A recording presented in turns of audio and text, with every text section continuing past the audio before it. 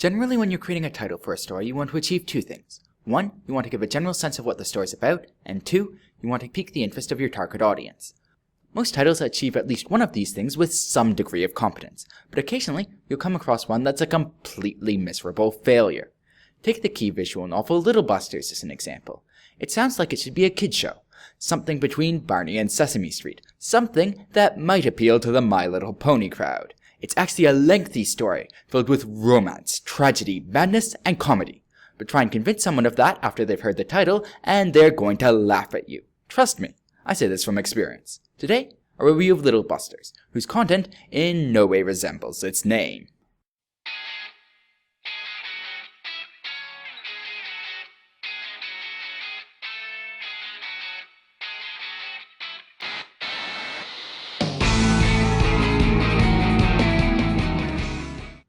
Little Busters starts out as if it was the most generic visual novel ever. For those not familiar with visual novels, they're essentially a harem version of the old choose-your-own-adventure stories. Instead of being surrounded by different avenues of adventure, you're surrounded by a flock of high school girls, and the choices you make determine which one you end up dating. Speaking of which, about 90% of these stories are set in high school for God knows what reason.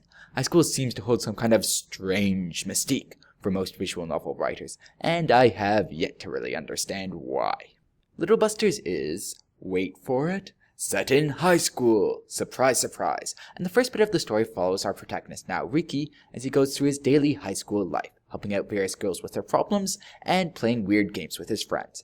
Pretty much cut and paste the exact same formula from earlier key works like Canon and Clannad. This portion has a lot of moments which are absolutely hilarious, but that's pretty much the only selling point. If you don't get Key's style of humor, this section will get really boring really quickly. Assuming you made all the right choices, you'll end up in a character route for one of our various heroines, and that's the first place Little Busters really shines. If Key knows how to do anything, they know how to do romance.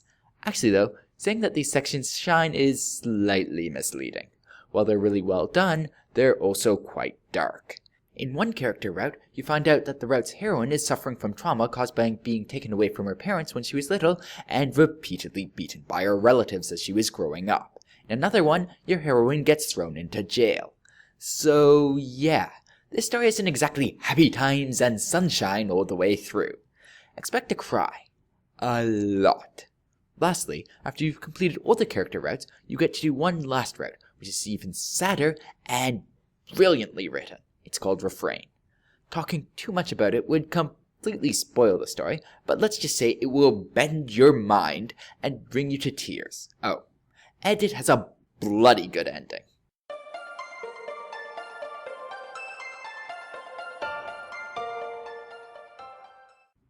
Little Busters has a bunch of original, well-developed characters, and one cardboard cutout.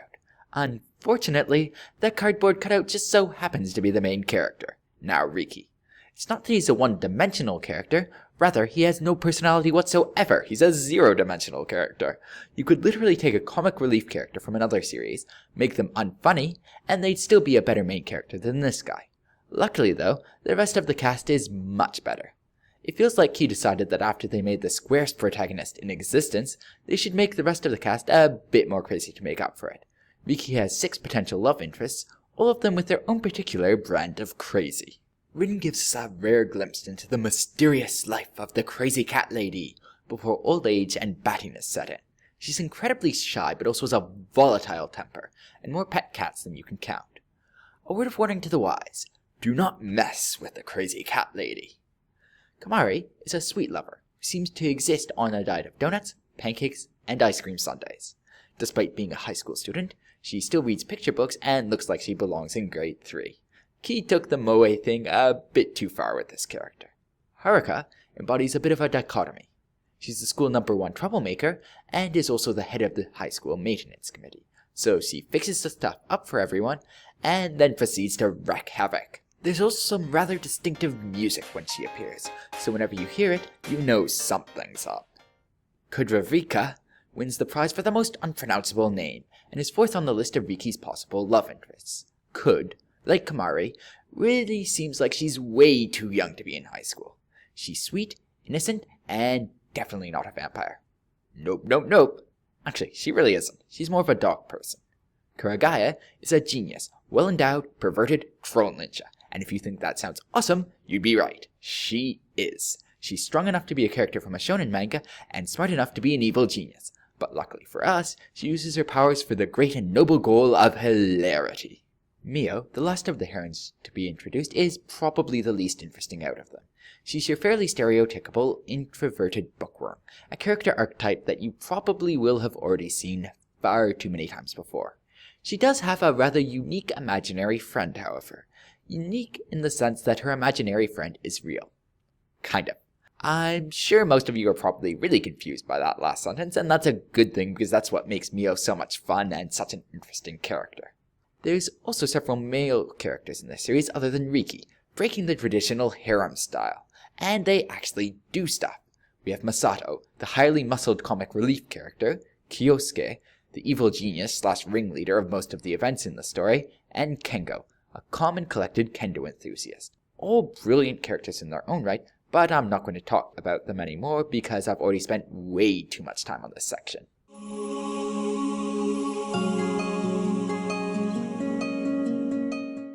If you've already read or watched anything else by Key, you probably already know that they tend to do a great job evoking emotion in their stories, and Little Busters is no different. If they want you to laugh, you will laugh. If they want you to cry, you will cry. It's actually kind of scary how good Key is at it. Other than that, the story is set up in a unique way such that the mechanics of the visual novel make a lot of sense in the context of the plot. It actually justifies you having to replay the game all those times to get the refrain, which adds an added layer of immersion to the story. Lastly, there are a couple of great OSTs in this game. Instead of saying more, I'll just let you listen to one.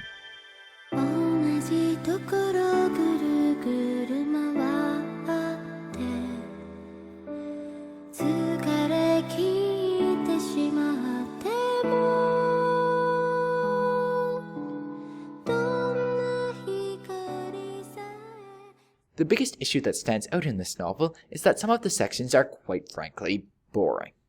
A large portion of the story is just high school kids going about their daily lives, and that can be funny at times due to the cast of crazy characters, but when it's not, there's really nothing other than mundane chatter. And more chatter, and more chatter, and more chatter, and I'm ever so slowly getting bored out of my freaking mind. The other issue with this story is the ambiguous choices. Choices only work if you have some idea of what the consequences could be. If you don't, then there's no real point to them and you may as well just roll some dice. There's no way a decision as to whether to buy juice or not should be something that's story-altering. But in Little Busters, unfortunately it is, and there's no way to predict if it's the right choice or not. Unless you enjoy going through an extensive process of guess and check, I highly recommend you use a walkthrough while playing this game.